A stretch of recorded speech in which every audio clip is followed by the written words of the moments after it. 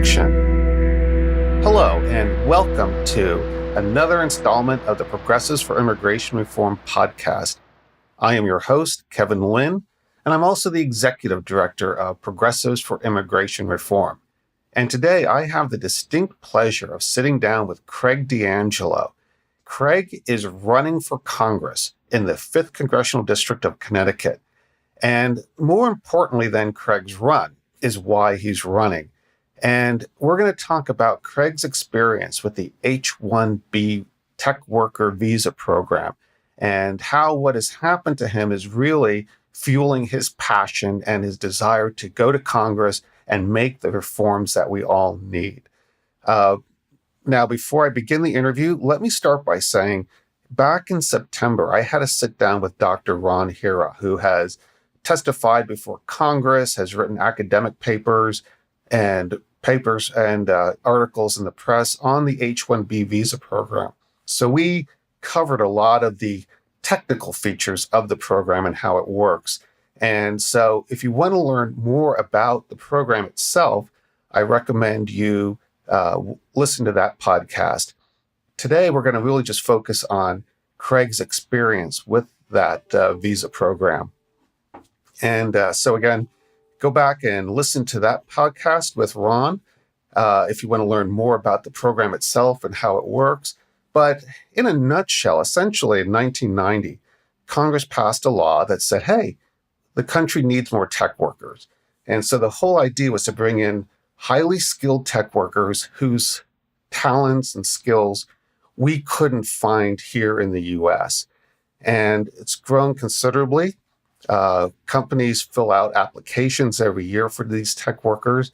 And right now they fill out anywhere from 1.2 to 1.5 million applications. And once a year, Congress essentially has a lottery. And they give about 85,000 of these visas away, in addition to renewals. And there are a couple other categories like students that might graduate from foreign students who graduate from U.S. schools might also be included in that program too, and they're not subject to any caps. But without any further ado, let me introduce Craig DiAngelo. Craig, welcome to the podcast. Thank you, Kevin. It's my honor to be here. Well, great to have you here. Now, Craig, if your name sounds familiar to a lot of our listeners, it's because you were actually on 60 Minutes. Yes, I was. And you were telling them your story of what happened to you. You were working for Northeast Utilities in the IT department, correct? That's correct, yes. It's now called Eversource Energy, or sometimes we refer to it as Ever Outsourcing Company. But, yes. Interesting. Well, a little background on you first before we go into that story. Now, you were born and raised here in Connecticut? Yes, I was. And you've been in IT for some 45 years. 45 years, yes. When we were talking, it was like, wow. That's back in the mainframe days. Is that like pre-Fortran? Yes, we had Fortran at that time. But yeah, it's the old Burroughs machines. And it's like ancient history now compared to what we have. How fast we progressed to where you can carry a little phone and you have everything on a phone, compared to the old mainframes that were as large as a room. So it's mind-boggling, but that's progress. Wow, amazing.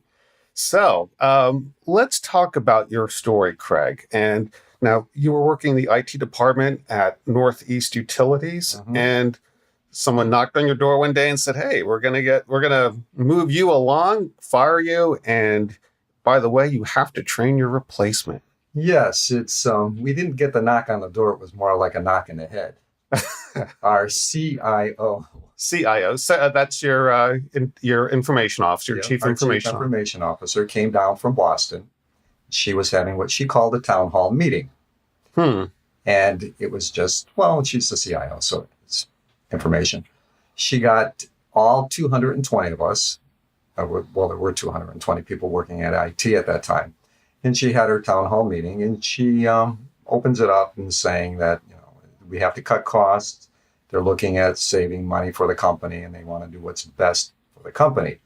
Then she proceeds to tell us, you're all being outsourced, all 220 of you. All at once, All not at just we're going to 10% of the workforce. We're going to No. we're going to experiment with this. All 220. All 220 of us. She said, we have decided on 2 firms that we're going to outsource with.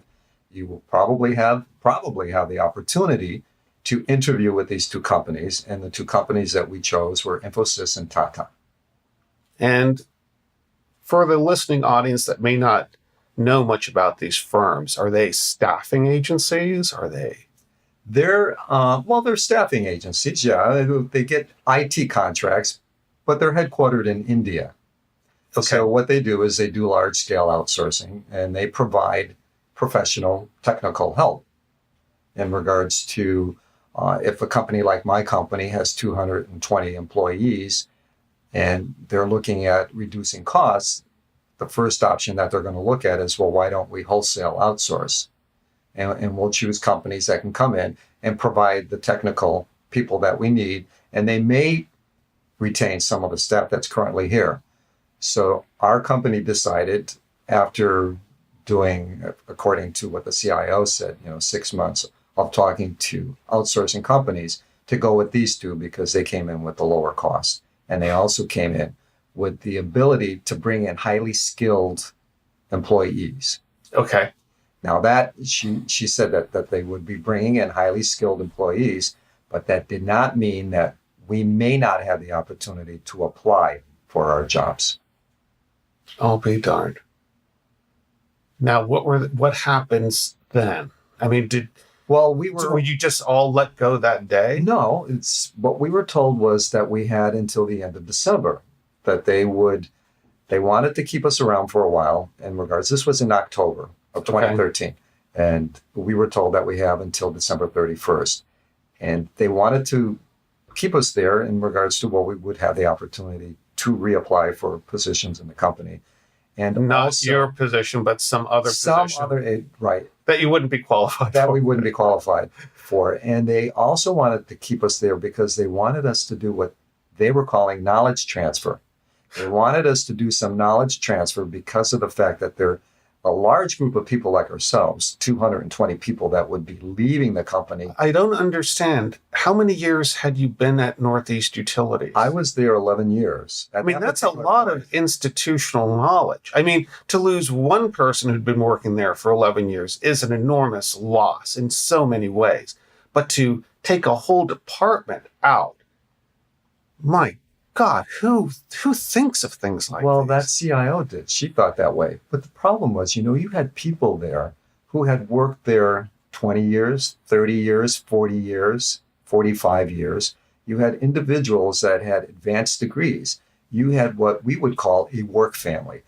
We were so cohesive that when there was a situation, we were able to work together as a team. And we never had any outages in regards to that because we were so in tune with one another and we were so skilled at what we were doing that this took us by surprise. When you have a very skilled workforce and you have a situation that could bring the company to its knees and it never really happened, it's because of the quality and the type of people that you employ.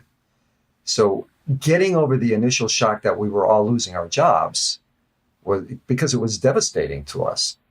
But as this progressed on, finding out that all of a sudden we were training the people that were coming over. So that's why they were keeping That's why they were keeping us. They were keeping us due to the fact that the people that were coming over from Southeast Asia, India, did not have the job skills or the job sets to take over the positions that we were being forced to leave. Wow. And were you forced to sign any kind of was there a quid pro quo in all of this, that you would train the guy who, for the company that's firing, you would train your replacement? Was there some kind of was there something offered to you to do that? Yes. First of all, I have to say I had never heard of H-1B before. Okay, really? Yeah. Okay. I may have been living in the dark on this, but I had heard of people that had lost their jobs to foreign workers. But in regards to H-1B, I had never heard about H-1B. I feel a little bad about saying that, but I really didn't know anything. And I'm sure about until H-1Bs. that show on 60 Minutes, most Americans hadn't either. That's probably true. They just began to notice that, wow, the person I'm speaking to over the phone for support has an accent from Southeast, from India or some Asian country. That's true. The week after that, we were told that we were being outsourced. The HR reps came down and met with all of us. And as we were talking with them, they were going to give us severance packages. They would give us 2 weeks for every year that we worked there. They would cover our health insurance for 6 months. But we had to sign a non-disclosure agreement. That non-disclosure agreement said that we would not speak publicly as to what was occurring at Northeast Utilities, which meant that we could not say that we were training our replacements. Again, they were calling it knowledge transfer. Okay. That what goes on within the company is company business. And we have no right to speak to anybody on the outside in regards to what was occurring there. And if we did, we would lose our severance and we would be fired immediately. So when you have 220 people, So there was no way to really mobilize public opinion at this time. There was no way to actually take a stand on this because you have people who have worked there their entire careers. You had people in their 40s, 50s, 60s who were so terrified about the fact that they were losing their jobs and the economy being so bad in Connecticut at that particular time. Would we ever find a job again? I was in the same situation. Am I ever going to get another IT job? And that must have been a great job. Working for a utility is often... It was a wonderful, wonderful job. I had a work family. And when you have a work family and you go to work and you enjoy your job, you make good money, you have great benefits, and you work with wonderful people, that's a nice thing. You don't often get that. And that's what we had at Northeast Utilities. We were so cohesive. We supported each other. We got together after work. We did things as a team. We helped people that were going through problems, teammates, coworkers. It was just a wonderful, wonderful place to work. And then all of a sudden you find out you're in this situation, but you're not alone. We were all in this together. And we had to take a step back. We all signed the non-disparagement agreements because, of course, we wanted to get our severance pay. And as time went on, December 31st was coming closer and closer to where we were all supposed to be leaving. And Northeast Utilities found that the people that were coming over were not the qualified people that they were told who would be replacing us. So the company came back and they had to make us an additional offer. We still had the non-disparagement agreement, but they said that if we continued to stay on, they would give us an additional 10 weeks of severance to continue with our knowledge transfer of the individuals who would be taking our jobs. Now, in the meantime, Infosys and Tata did come in and they did have sit-downs with us, with interviews with us, and they did offer us positions, but none of them were with Northeast Utilities. They were with other companies. I think I was telling you, I was offered a position in Wisconsin. Wisconsin is a long commute in the morning to go from Connecticut to Wisconsin. So obviously I didn't. And you're Connecticut born and raised. Right. And my family's here. So I'm not going to get up every morning and take a commute to Wisconsin, a plane every morning. So I turned it down, as did a lot of other people. I think between the two, Infosys and Tata, I think they may have hired 7 of the 220 people. Okay. That got positions. Wow. So any idea how things are going today? I mean, we've got a couple years behind us now. Yes, it'll be 4 years actually in May, because May 31st was officially when they did it in groups after that. They extended it from December to March 31st of 2014. And March 31st, they let people go. And then April 30th, they let people go. And then the last bunch of us, and I was actually the last one to leave because they made me on call for Memorial Day weekend.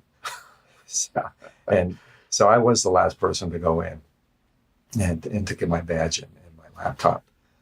But so within those 4 years, I have heard that there has been trouble with the support of IT security at the company. Really? Yes, that it had gone to Infosys and then There was issues with Infosys, so they gave it to Tata. And then there was issues with Tata, and then they brought in a third party to take over the support of IT security. Now, this is at a utility where there's a lot of personal information. There's a lot of information on the customers, a lot of information on the employees. Exactly. And also, I would imagine too, aside from the security, when you're a utility, power goes down somewhere. You need your information. You're going to need to be able, to be effective as a company and deliver. You're going to need access 24/7. Exactly. To your information. A utility company is not something that is, run from 8 to 5. It's a 7 by 24. And when we were employees, even working in IT, we used to have to take a test every year with FERC, the Federal Energy Regulatory Commission, to prove that we understood the laws and that govern our particular company. And it's also utility companies in Connecticut are regulated by the state of Connecticut also. So they have particular standards, and that goes to rates, but they have to maintain particular standards in regards to outages and how they can serve their their client base.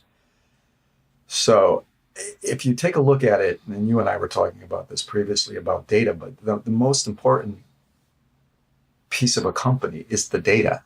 Now, what happens if you lose your data or if your data gets corrupted? This brings the company to its knees, doesn't it? Absolutely. So if you're having a situation by where you're having problems with your IT security, does that speak well of who's maintaining it? And does it speak well to the company itself? Because as you said, if you have corrupted data, or if you have somebody that hacks into and gets personal information off of a client, what happens then? Does the government step back into this, or does the company pay a fine and they get away with it? Well, we'll just pay the fine and move on with that.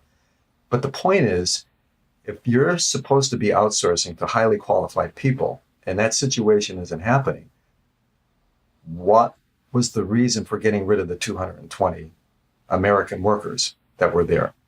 Basically to save money. That was all. And if you save money, do the ratepayers get a reduction? The ratepayers did not get a reduction in regards to that, because right after we were left, they went for a rate increase before the state of Connecticut to the Department of Public Utility Commission. So they went after a rate increase. And then too, years ago, I remember in 1992 when Ross Perot was running for president, he made the statement that, the brains follows the production. When he was talking about outsourcing jobs overseas.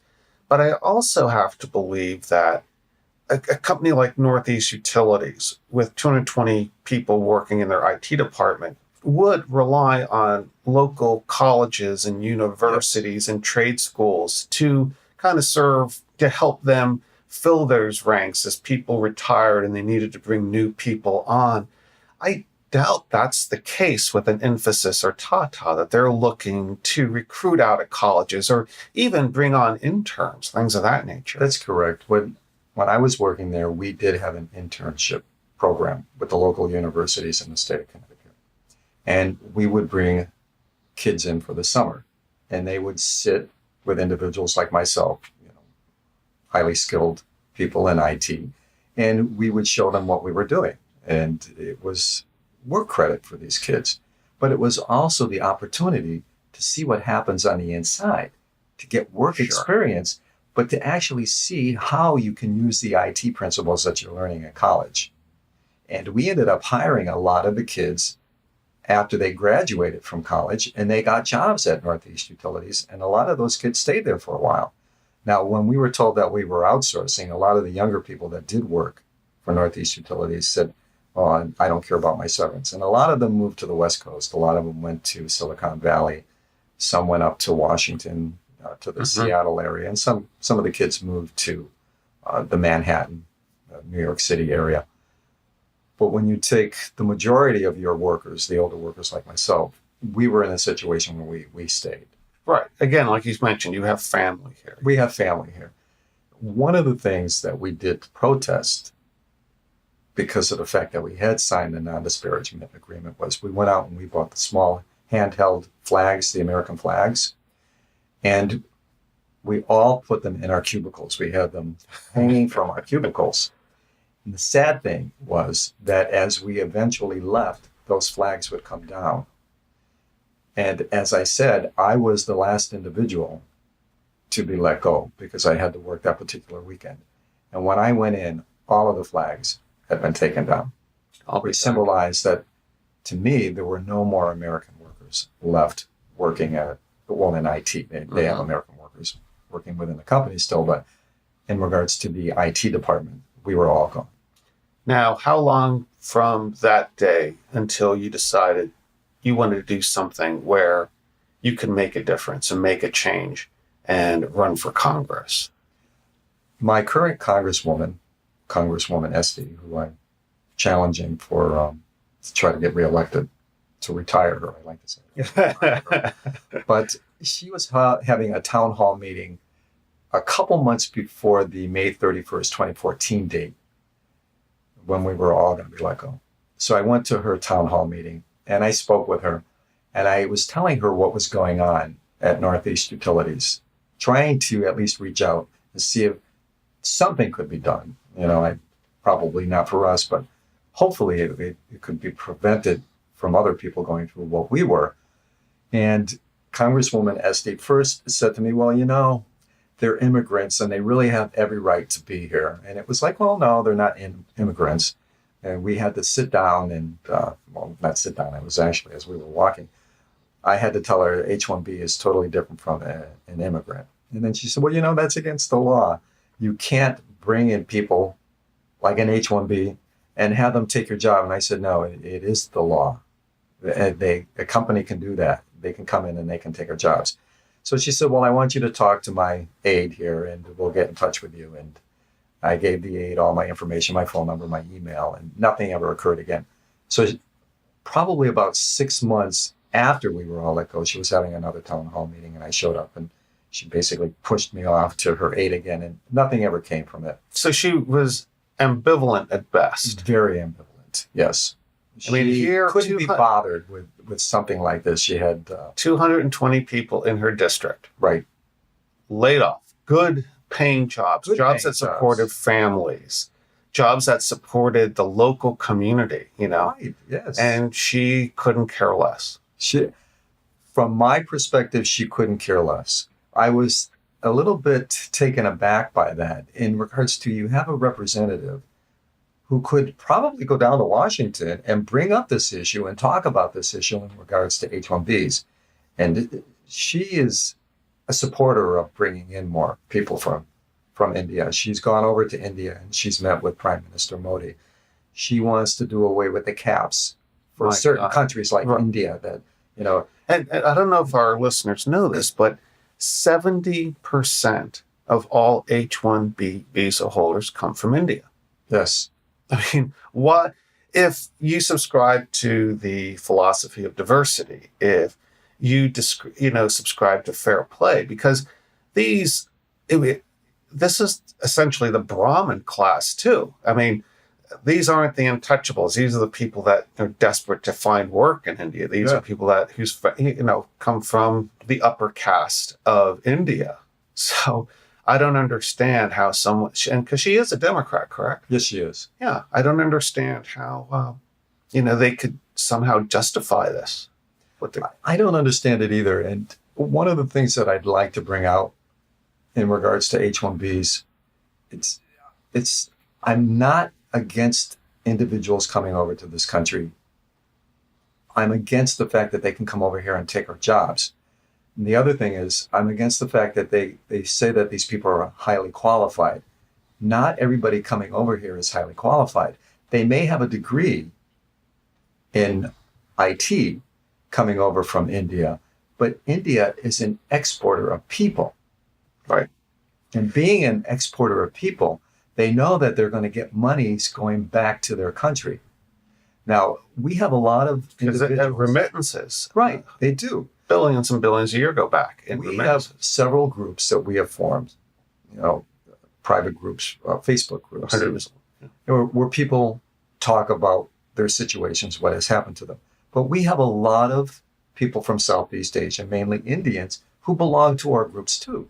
because they may come over here with the promise of, the land of plenty and an opportunity to become a citizen.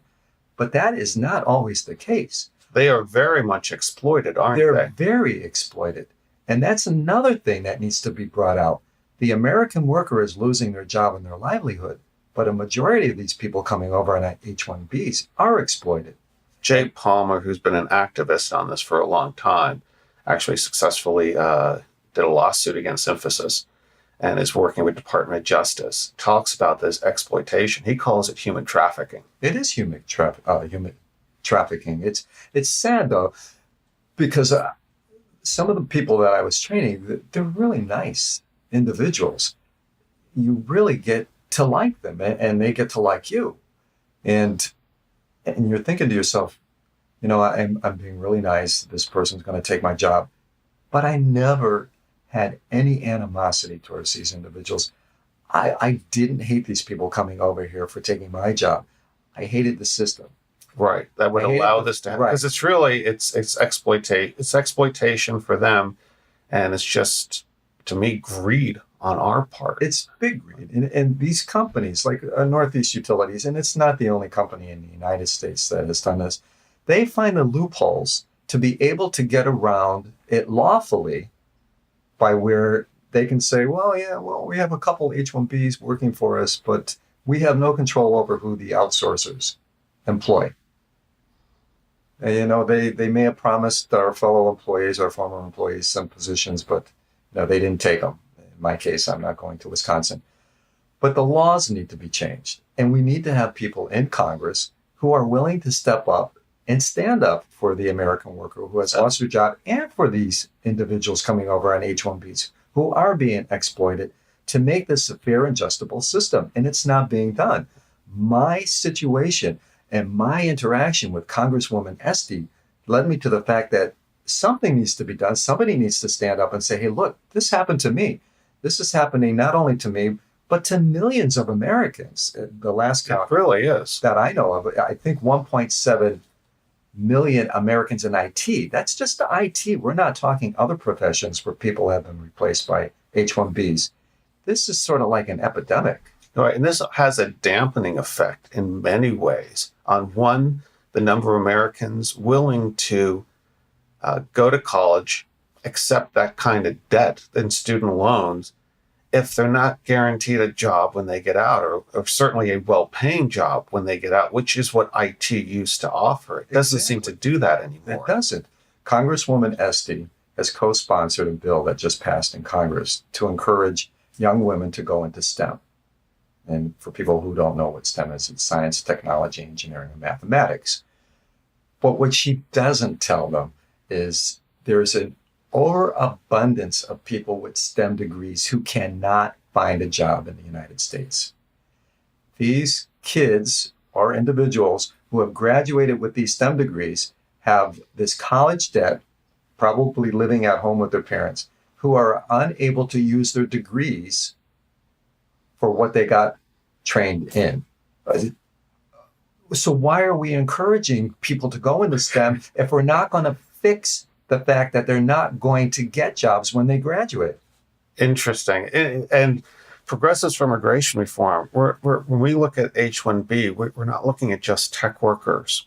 I don't know if many American people are aware, or many Americans are aware, that in 2016, 1,900 graduates of U.S. medical schools did not get residencies. However, over 3,600 foreign-trained physicians got residencies in U.S. medical teaching hospitals. Which means these men and women who graduated from prestigious schools like Georgetown University's medical school didn't get, if you don't get a residency, you will never work as a doctor. I mean, all they have to do, if nothing else, just knock down the quota by 1,900 of the 3,600 and some foreign trained physicians that they brought in. But they don't seem to want to do this. They don't seem to have the will or the desire. And it's not just tech workers and doctors, but I see accountants coming in under H-1B. Yes. I saw golf course groundskeepers being applied for, teachers, high school teachers, Yes. college teachers, researchers. It's a broad spectrum of the American workforce. And another thing we had you talked about how a number of the workers from Infosys and Tata who were brought in weren't qualified. When you have an H-1B worker in, when the application is made, it's either for levels 1, 2, 3, or 4. And That's correct. almost 93% of these workers, of these visas holders, are levels 1 and 2, not 3 and 4, not the PhD and graduate students who are, highly specialized, highly talented, highly skilled. And 26% of all of them have only associate's degrees. That's correct. That's why I said the country of India is an exporter of people. They pay for their students to go to college and get degrees, either associate or probably a bachelor's degree in IT. But they don't have the job skills. They might have that piece of paper that says that they do, but their internship is really us training them to take our jobs, and then they come over here, and then there are issues with them. They're over here with 4 or 5 months of training that we give them, but 4 or 5 months of training does not enable an individual to come over here and take a job that people have been doing for years and have the job skills and know the nuances of everything. You build up quite the resume in regards to, like myself, having 45 years of IT. There are so many little things that I know. Sometimes I get, oh, geez, yeah, I do know this. And it comes back to you. You have somebody that just graduates from college in India, and I've heard that some of them are just like graduate middle schools or something. They go in there, they get a degree, and out they go. And some of them may fail, but they still get the degree, and they come over to the United States. But it flabbergasts me that this happens. And one of the sad things is the H-1B law was put into effect by a former congressman from Connecticut, as you said, in the early 1990s. And it was specific due to there was a shortage of workers in highly skilled professions. And I think at that particular time, it may have been nurses. So what they did was Congressman Morrison from Connecticut put together the H-1B law. And he was actually interviewed on the 60 Minutes episode and came back and said, because they asked him point blank, do you realize what has happened with that? And he said, that was not our intention at that particular time. It rarely ever is. But it morphs into something that becomes out of control, like this H-1B situation or just the visas themselves. There are unintended consequences. Very unintended. I recall in 1992, the very liberal senator from Minnesota, Eugene McCarthy, wrote a book called Colony of the World. And in it, he stated that his biggest regret over his tenure as a senator was the passage of the 1965 Immigration Reform Act. Because the intent was to, when you look at where we accept immigrants from, it's really biased to Northern Europe, and we really need more diversity in there. And they were fine because the intention was that they would make it more diverse, but the numbers would stay about the same. But there were elements to it that created unintended consequences that whereas now, like, for instance, my mother came to the United States in 1952, we allowed in 178,000. We let out 178,000 green cards to where we're letting out 1 million 2 green cards every year for legal, and we don't have the enforcement for illegal immigration.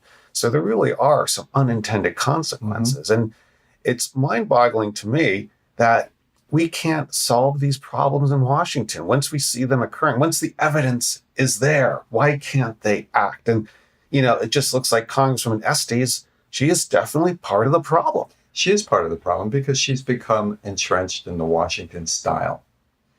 She is an individual, I think, that really enjoys being a congresswoman. It's an ego. It's an ego thing. That's how I look at it. You may meet her on the street and have a conversation with her and think that she's a nice person. And I'm not saying she isn't a nice person. What I'm saying is she's part of the Washington, we'll call them the elite. She likes being in Washington. She likes being a congresswoman. But the facts remained of, it's fine that you can pass this bipartisan STEM bill to encourage young women to go into the STEM professions, but follow up on it. If you want to be in Washington and you want to encourage people to go into the STEM fields, then make sure there are positions and jobs available. Work with companies to get these people positions when they graduate. Don't let them go home and live with their parents and have tens of thousands of dollars in college loans that they're not going to be able to pay because they can't get a job.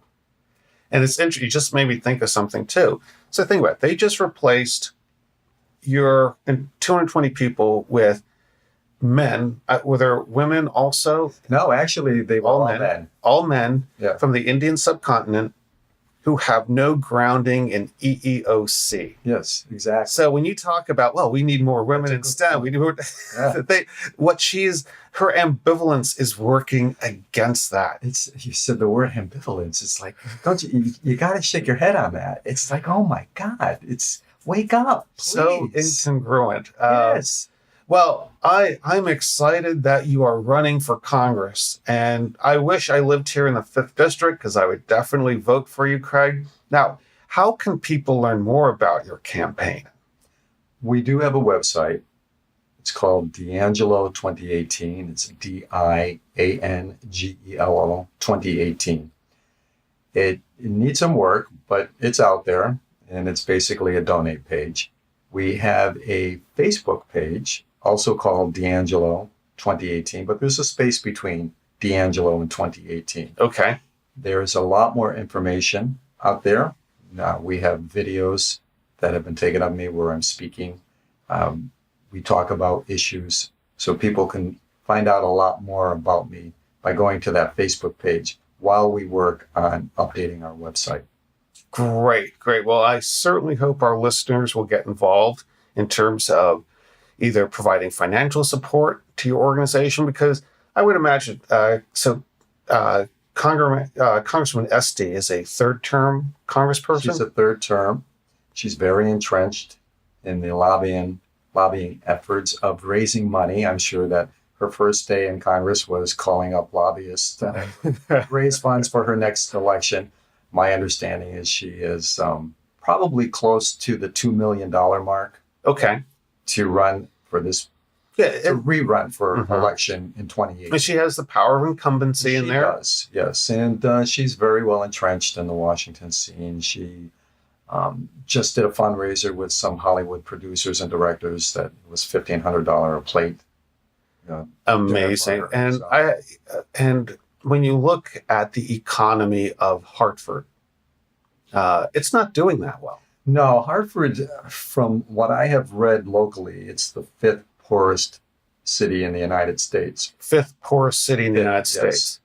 And so I would imagine many of the voters here can't afford to spend $1,500 a plate for it. They probably can't even afford to go to a meal at a nice restaurant in the Hartford area. You have to do a lot of belt tightening. That's one of the reasons why we have to get individuals elected that are able to relate to the people that they're representing. I don't represent a Hollywood producer and director. And the fact that it's nice that they come to Connecticut, they live here part-time, and they get involved with local elections. But if you want to get involved with local elections, get involved with the people, the local people here. Have a talk with them. Listen to them. Congresswoman Esty had every chance to listen to my story, and my story was represented by 219 other people. Right. Now, these are the people that she represents.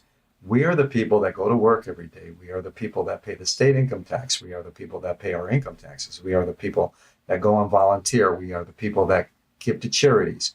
We are the people that give up our time to help others, that tutor kids, we are the people that jam together and make things work.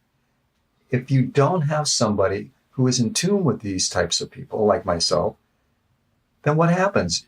You become somebody who may listen, but you can't really put into effect the things that need to be done. And you want somebody who would be able to go to Washington and say, hey, look, I understand what's going on. I've been there. I've done that. I know what it feels like. I know what it feels like to lose my job. I know what it's like to have a foreign person take my job. I know what it's like to live on unemployment. I know what it's like to worry about paying my mortgage. I know what it's like to have to pay $1,200 a month for a healthcare premium with a $5,000 to $7,000 deductible. I know that.